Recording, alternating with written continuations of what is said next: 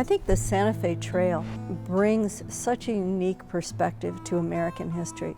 You're joining the frontiers of the United States with its mixture of German and French and Dutch and Italian history right up against the Hispanic and Pueblo Indian and Apache and Comanche, the rich tribal histories of the West with that immigrant history of the middle of the nation.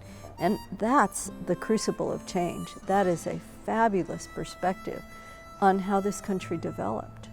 And I think that's what's unique with us and what's unique with being able to tell the story of the Santa Fe Trail from Missouri and Kansas to New Mexico.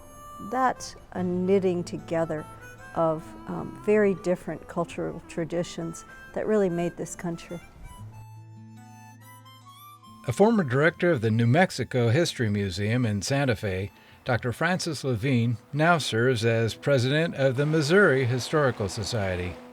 There's a lot of debate about where the Santa Fe Trail starts. There's some people say, well, it starts in Arrow Rock, because in Arrow Rock, that's where the wagons crossed the Missouri River, and then they were out on the trail. And then you hear other people say, oh no, it's Independence. Well, I'm going to say that you have to look all the way back to the Mississippi River, to the confluence of the Mississippi and the Missouri. And that's where it starts.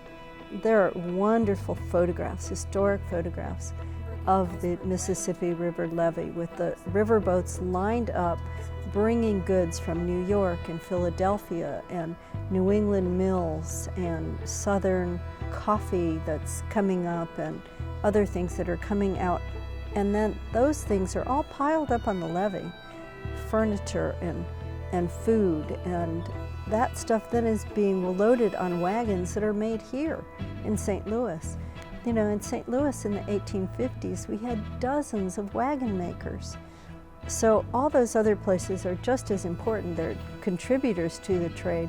But I think you have to look at the Mississippi River and the confluence of the Missouri and the Mississippi as where those trade goods are aggregated and then redistributed to make that commercial network and web that goes to the West.